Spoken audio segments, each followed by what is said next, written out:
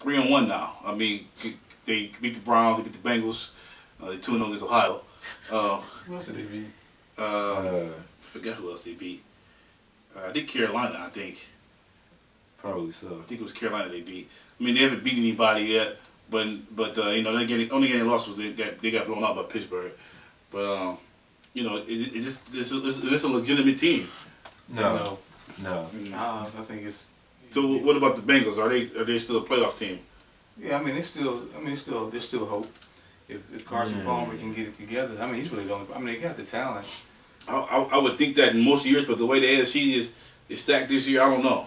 Yeah, I mean, they still got a chance right now, but it's not looking too good. They better turn around in a hurry.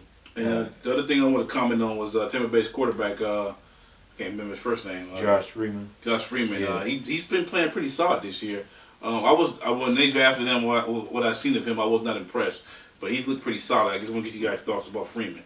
I always thought he had talent. I thought he should be a good quarterback. Yeah, he definitely got talent. I think the main thing with him is they're just trying to keep him on the level and, you know what I'm saying, just manage the game, don't make any mistakes. But I think with Tampa Bay, it's just a matter of they're going off of two things, just confidence from having a good start. And then the other thing is they going off of that, the last place team in the NFC South ends up dominating the next year. Yeah. I still don't completely buy that, but I mean they. I bought into this year when I saw Tampa Bay was last place. Like, they ain't happening, but they 3-1. Yeah, well, I mean, if they could beat they got the Saints this Atlanta, week. yeah, and the Saints, then that'll make me a believer. All right, next key game of the week. Oh yeah, I forgot to mention that Tampa Bay Cincinnati game. Only 3 players picked Tampa to win that one, and both of them won the divisions. Both of them got 10-point bonus. That was Michael Toles and Fred Walker. Kansas City and Indianapolis was the other key game. Of course, 40 out of 42 picked Indy, but there were 9 10-point bonuses in that one. Kansas City lost this game, but they hung in there though. Yeah, I think their game was funny. They 3-0. You lose, but I think they gained more respect for the way they lost, you know, than anything. Because it was pretty late. They kept Indianapolis' offense really in check for the most part. The problem is Kansas City couldn't score. So I mean, what have we learned about the Chiefs after this game? I mean, they have a decent team. They have a solid team that can stay competitive. You know, like similar kind of like the Browns. You know, the Browns are 1-4, but. Well, I think they got talent all around the ball except the quarterback. I'm not sold on Cassell. It seemed like everywhere, every other position, they seem to be pretty solid. Cause I think Casel's a problem to me. I could be wrong, but he seems like he's the the missing piece. They're missing the quarterback. Seems like they got decent running backs, they got decent receivers. Even the tight end, I can't remember the guy's name. The tight end, the guy's looking pretty good so far. Oh, Milwaukee or something like that. Yeah. And with Romeo Crennel's doing a hell of a job with that defense. Yeah. The other thing from this game, I guess mentioned that about the quarterback. So I mean, the Chiefs, I mean, in their division, they should definitely be the favorite. But is this a legitimate playoff team? Yeah, I mean, I think pretty much every team in that division is a legitimate playoff team. I mean, it's up for grabs. Playoff team and legitimate playoff team is different. Yeah. okay, they're all playoff teams in the division. All right, next key game was Green Bay at Washington. Let me rephrase that: MASH versus Washington. Green Bay 13, Washington 16.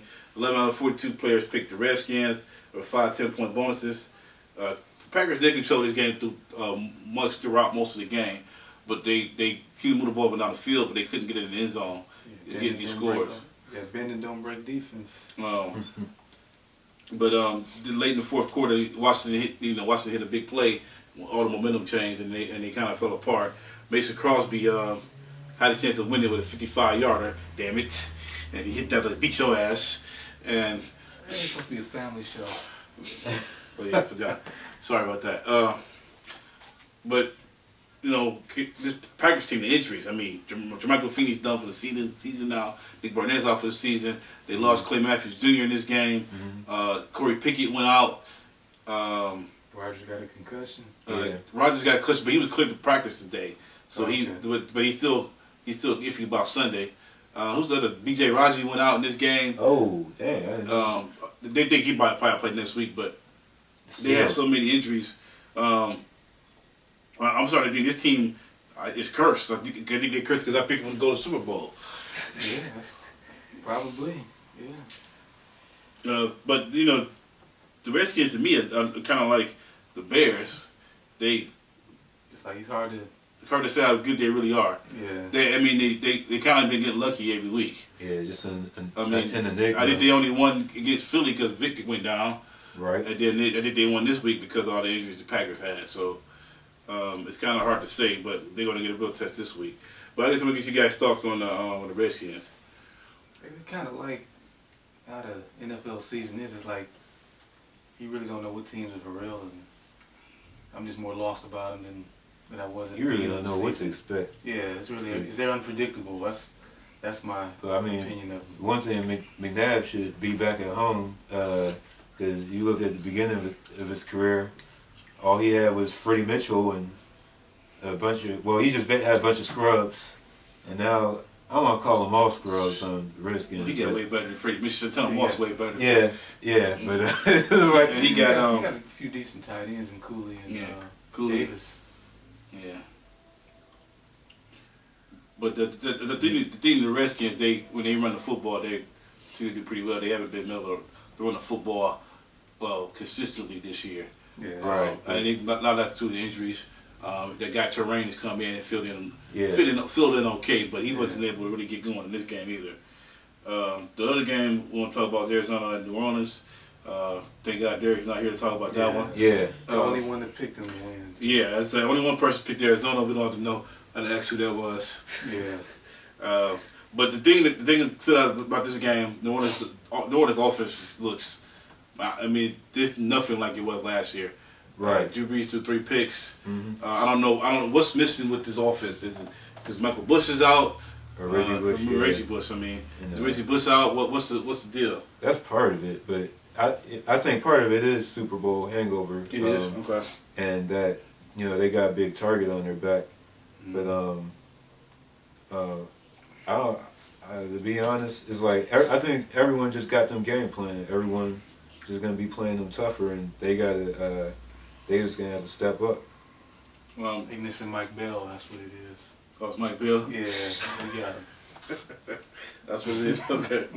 The other thing out of this game, the Cardinals won this game 30-20. They done scored one offensive touchdown by rushing or throwing. They got their offensive touchdown on recovered fumble by offensive lineman. Picked up and ran in 5 yards. All the rest of them came on defense. But their defense that game, I was impressed. Their defense looked. I mean, that's the best I've ever seen that defense look. With a lot of Jake Delhomme being on the field. Well, you know what? That's the other thing I forgot to mention. I think part of it was a payback game. After the way the Saints raped them in the postseason last year, I think part of it was just payback game. If any of you guys get a chance to check out Max Hall, the rookie QB for the Cardinals. No, I only seen him at BYU, but.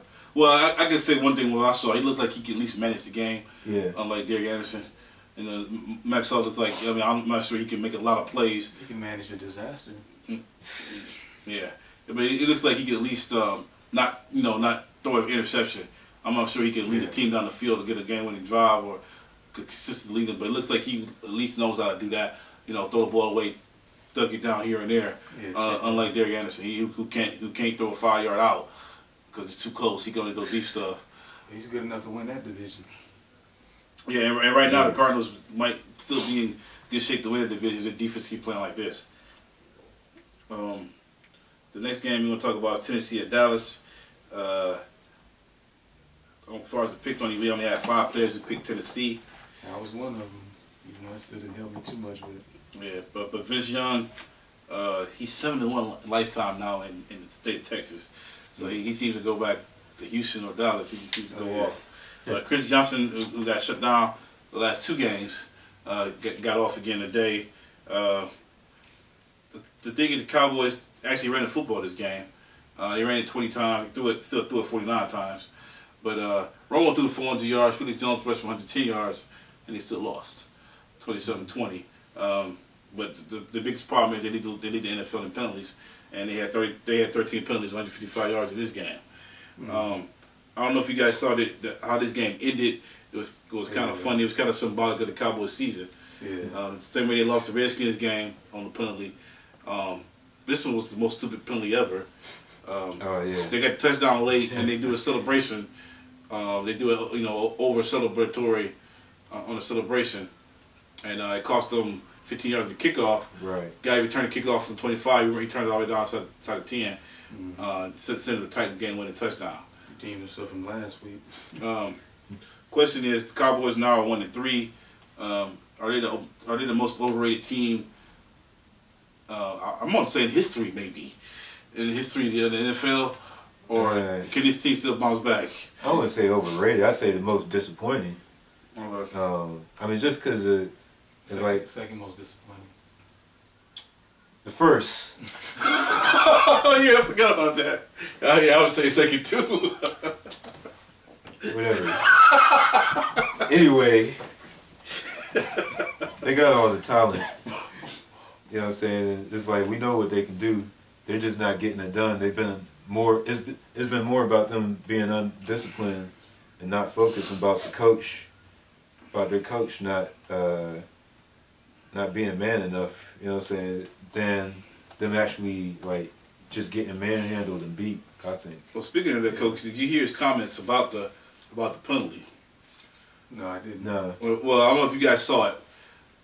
Cowboys went down and scored. I forgot who got the touchdown, but he runs 10 yards, hands the ball off to his offensive lineman, and he does a spike, and they do like a little spike and dance from the 10-yard line going to the end zone, which is clearly over. That's the rule. Over celebrating. Over celebrating. Anytime you do something that's over planned, you run out the end zone, they're gonna call a flag.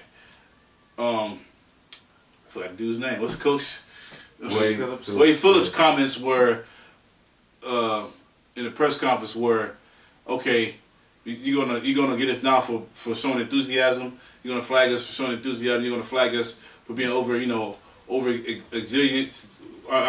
He's like, I like my players to have emotion. I was glad they did it. I mean, that just shows you the problem with this team. He has no backbone. He lets the guys do whatever they want to do. Pretty much. That's basically. I mean, that's a rule the NFL stated 2 years ago. They've been doing it ever since. And all of a sudden now he wants to complain about it because on these guys it's a common rule. I don't know if it's so much that he doesn't have a backbone. He just dumb. Both. That too, yeah. Dumb men just don't have a backbone. Don't really have much of a clue. He has no control over his team. That's the problem. Yeah. They have no discipline, and it's the same thing with Jason Garrett. I mean, neither one of them have any discipline over this team. I think that's the issue.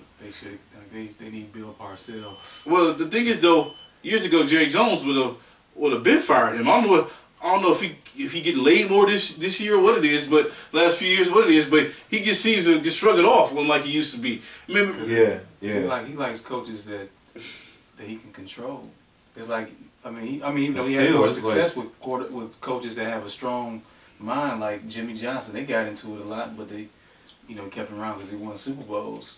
And then with Bill Parcells, Bill Parcells had some success with him, not a whole lot. If Bill Parcells had this team, they would be serious Super Bowl contenders. Oh, no doubt. It's like, well, one thing, they wouldn't be throwing the ball 50 times a game. Oh yeah, he would. Right. I mean, with the backs that he has, Bill Parcells, Bill Parcells who coached this team. This would be, they probably had the best record in the league. Well, I think the one thing that did come out of this game, I think Felix Jones emerged as the #1 back. The way he ran the ball, I think they may continue to at least do that. Been the #1 back. Yeah. All right. Well, I think we better take a break. We got a couple more games to get into, including the Monday night game, and we got to talk about the Brett Favre fiasco, of course. Oh. So we'll take a break and we'll get to that one.